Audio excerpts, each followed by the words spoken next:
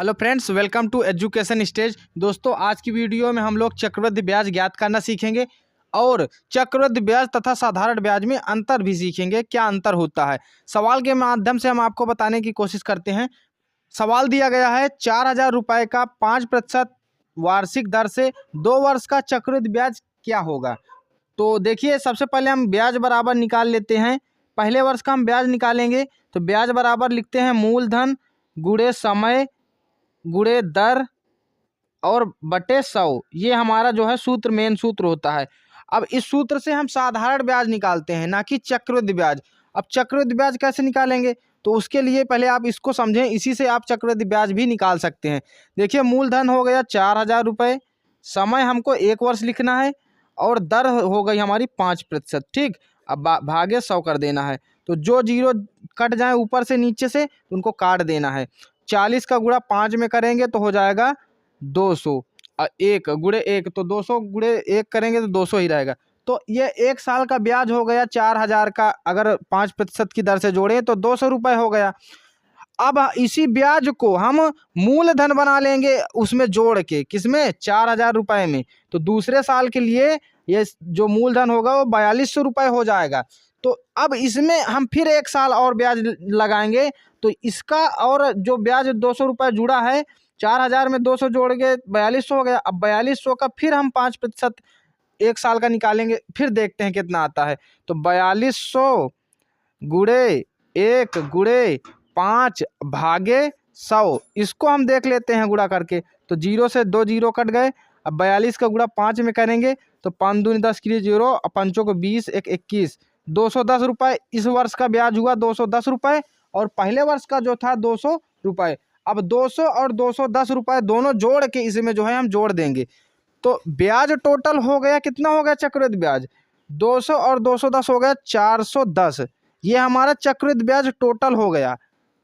लेकिन जब हमको किसी को वापस देना होता है तो हम 4,000 में इसको जोड़ के देंगे। तो 4,000 इसमें हम और जोड़ देंगे तो कितना हो जाएगा, 4,410 रुपये। टोटल जो हमको रकम देनी होगी, किसी को अगर ब्याज में हमने लिया है तो 4,400 रुपये देनी होगी। अब आपको समझ में आ गया होगा कि चक्रवृद्धि ब्याज में अंतर क्या होता है। ब्याज में फिर ब्याज लगाना चक्रवृद्धि ब्याज कहलाता है।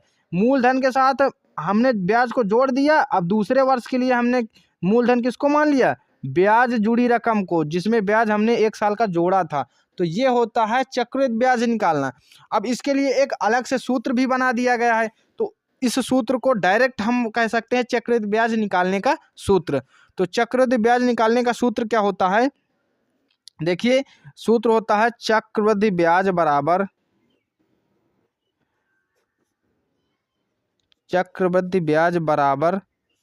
मिश्र धन माइनस मूलधन। अब हमें यह पता करना होगा कि मूलधन हम कैसे निकालेंगे, सॉरी मिश्र धन। तो मिश्र धन निकालने का सूत्र, ये तो मेन सूत्र हो गया। अब मिश्र धन निकालने का सूत्र होता है मिश्र धन P, इसको हम P बराबर लिख देते हैं। P बराबर A ब्रैकेट में 1 प्लस R को हम दर लिख सकते हैं, अपान 100 की पावर में N का मतलब होता है समय। तो ये होता है हमारा मिश्रधन निकालने का सूत्र। तो हम इसकी सहायता से हम निकालते हैं। ठीक, ये जो है A नहीं होता, इसको A लिखते हैं, इसको P लिखते हैं, ये मिश्रधन ये हो जाता है। ये मिश्रधन बराबर मूलधन और 1 प्लस R अपान 100 की पावर N, ये सूत्र मेन होता है। तो P के स्थान पर हम क्या लिख देते हैं, 4,000 और 1 प्लस R, मतलब 1 प्लस R क्या दिया गया है, 5%, R का मतलब दर। ठीक, अब इसको हम समय क्या दिया गया है, 2 वर्ष, इसको हम निकाल लेते हैं A। ठीक, A निकाल के हम देखते हैं कितना आया। A बराबर आ जाएगा 4,000। इसको हम काट देंगे तो 5 दूनी 10, 20 बार में कट जाएगा, 20 1 21, ये 20 और 1 जुड़ के जो है 21 लासा में आ जाएगा। तो हम क्या लिख देंगे, 21/20। अब पावर में क्या चल रहा है, 2। इसको जो है हमने सालों कर लिया है लगभग। अब थोड़ा सा और सालों कर देना है।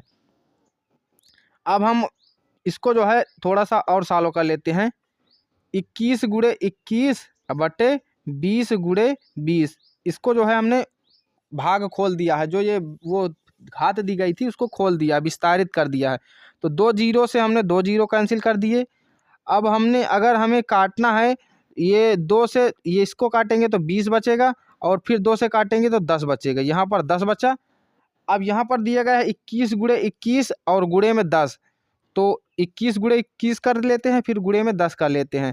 तो 21 गुणे 21 गुणे 10, ये हमारा हो जाएगा मिश्र धन। अभी हमको पूरा मिश्र धन निकल के नहीं आया है तो इसको निकाल लेते हैं। 21 21 एकम 21, 21 दूनी 42, 43 44, 4410 आ गया। ये हमारा क्या हो गया? मिश्र धन हो गया। हमारा क्या हो गया? मिश्र धन हो गया। मिश्र धन का मतलब जो धन हमको जो है वापस करना है, लेकिन हमें अगर चक्रवृद्धि ब्याज भर निकालना है तो ये सूत्र हम लगाएंगे, मिश्र धन माइनस मूलधन। तो मिश्र धन क्या आया? 4410 और माइनस मूलधन था हमारा 4000, तो हमारा क्या निकल के आ जाएगा? ये आ जाएगा 410। यही हमारा जो है क्या था इस वाले सवाल में, क्या था हमारा? यही हमारा ब्याज था, ये चक्रवृद्धि ब्याज जो दोनों जुड़ के बने थे, है ना। तो ये नियम होता है, ये थोड़ा सा कठिन होता है, लेकिन आपको मैंने बताया कि साधारण ब्याज और चक्रवृद्धि ब्याज में अंतर कैसे निकालते हैं, ये क्या अंतर होता है। और जो मेन सूत्र होता है वो आप इतना मेन सूत्र समझ सकते हैं, चक्रवृद्धि ब्याज बराबर मिश्र धन माइनस मूलधन। और मिश्र धन निकालने का सूत्र ये होता है ए बराबर P1 प्लस दर बटे 100 की पावर n, n का मतलब समय। ये हमारा जो है मेन सूत्र होता है। इस सूत्र की सहायता से हम मिश्र धन निकालते हैं। मिश्र धन कौन सा धन होता है? वह धन जिसमें मूलधन और ब्याज दोनों जुड़े होते हैं। जैसे हमने किसी से लिए हैं 4000 रुपये, अब हमको अगर 2 साल बाद देना है उसको, तो हम कितने रुपए देंगे? 4410 रुपये। तो डायरेक्ट ये सूत्र होता है निकालने का। आई होप ये वीडियो आपको पसंद आया होगा। अगर वीडियो पसंद आया तो वीडियो को लाइक कर दें। ऐसे ही मैथ के बेसिक वीडियो देखने के लिए हमारे चैनल को सब्सक्राइब कर लें। Thank you.